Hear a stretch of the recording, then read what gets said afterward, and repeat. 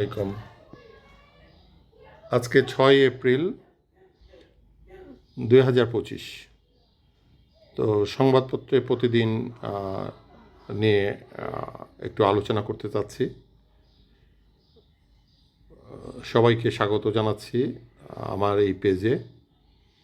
প্রথম আলো নিয়ে উপস্থিত হয়েছি। প্রথম আলোর আজকে বিশেষ খবরগুলো আপনাদের সামনে উপস্থিত করব।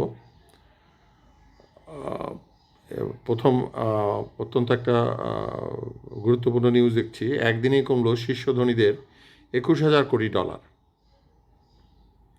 তারপরে গাজায় প্রতিদিন 100 শিশু হতাহত হচ্ছে জাতিসংঘ। আমরা জানি যে ফিলিস্তিনিতে যে ইসরায়েলি যে হামলাগুলো হচ্ছে সেটা খুবই দুঃখজনক। এটাকে মেনে নেওয়া যায় না। জাতিসংঘের আসলে করণীয় কিছু করা দরকার, যাতে ফিলিস্তিনিদের জীবন বেঁচে যায় এবং ইসরায়েল থেকে তারা ইসরায়েলি যে অত্যাচার সেখান থেকে সেটার অবসান হয়। আরও কিছু গুরুত্বপূর্ণ আমরা নিউজ দেখতে পাচ্ছি যে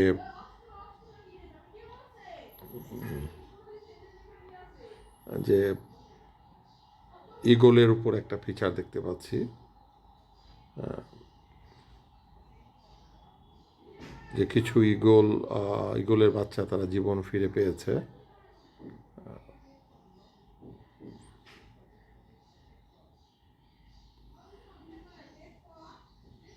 তারপরে হচ্ছে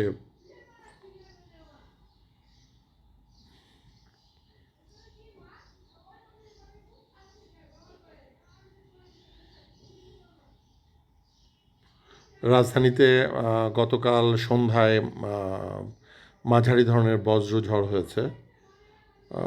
আসলে এই কালবৈশাখী আসছে আর কি, সেটা নমুনা আমরা লক্ষ্য করছি। মিশেলের সঙ্গে সম্পর্ক ক্ষতিগ্রস্ত হয়েছিল বারাক ওবামার সঙ্গে। মিশেল, ওনার ওয়াইফ, এটার উপর একটা আমরা নিউজ দেখছি।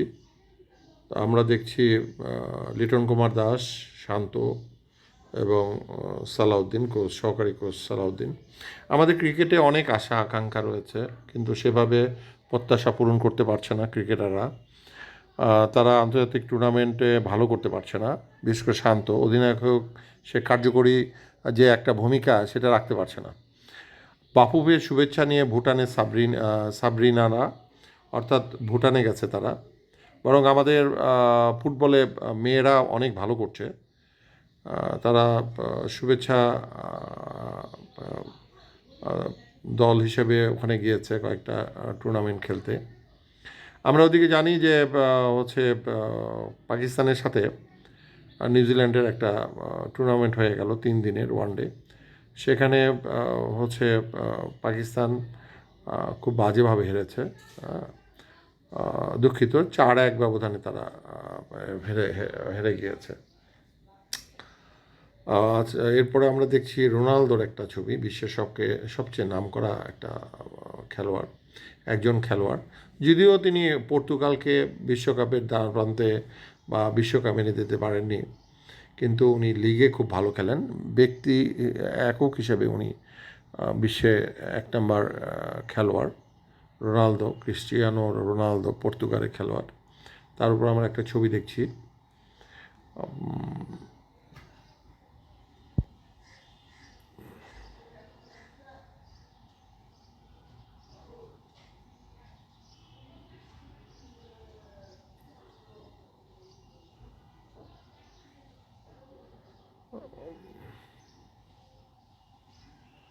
এবার আমরা জানি বেশ কয়েকটি ঈদে ছবি মুক্তি পেয়েছে বাংলা, কিন্তু আসলে যে বাংলাদেশের ফিল্ম ইন্ডাস্ট্রি সেভাবে এখন মজুদ অবস্থানে নেই। ঈদে সিনেমা হলে কিছু দর্শক যায়, কিন্তু পরবর্তীতে সেটাকে ধরে রাখতে পারে না। অর্থাৎ ছবিগুলোর যে চিত্রনাট্য, মানে স্ক্রিপ্ট দুর্বল, সেভাবে শক্তিশালী না। আমরা জানি, সেটার উপর একটা দেখছি। বরং টিভি নিয়ে একটু কথা বলা যেতে পারে, যে টিভি নাটকের যে মানটা ছিল সেটা কিন্তু অনুপস্থিত।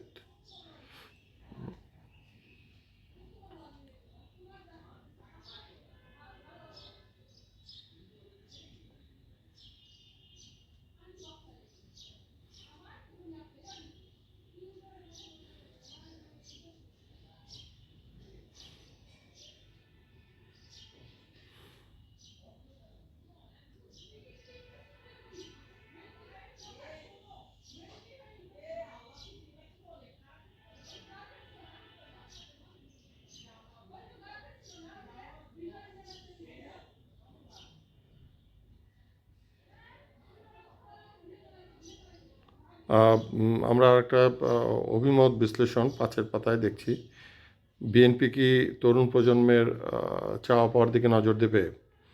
অর্থাৎ আমাদের রাজনৈতিক দলগুলোর কাছে মানুষের অনেক প্রত্যাশা, বিএনপি আশা করি সেই প্রত্যাশাগুলো রাখবে।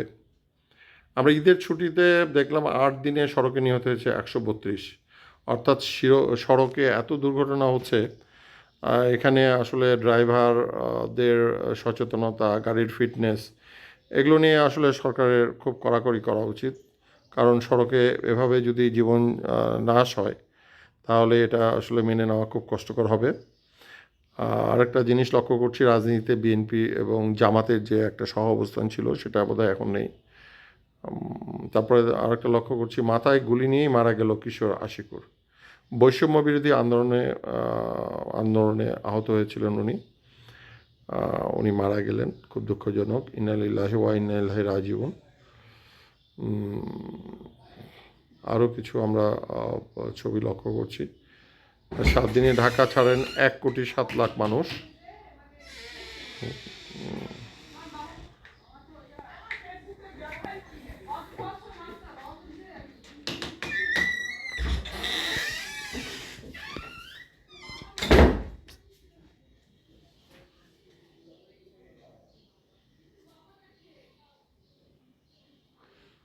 আমাদের পরিবেশ উপদেষ্টা বলছেন যে ময়লা পোড়ানো যাবে না।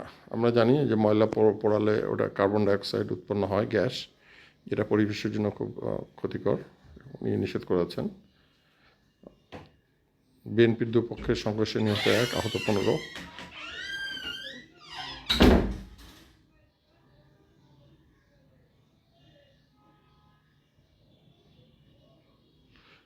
যুক্তরাষ্ট্র থেকে পণ্য আমদানি।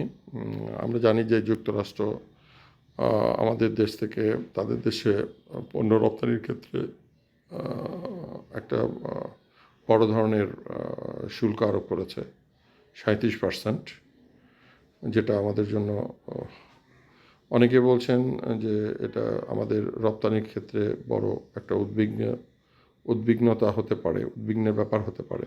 আবার অনেকে বলছেন না, এটা হয়তো আমাদের জন্য ভালোই, কারণ বাংলাদেশ শুধু একা নয়, বিশ্বের অনেক দেশের উপরই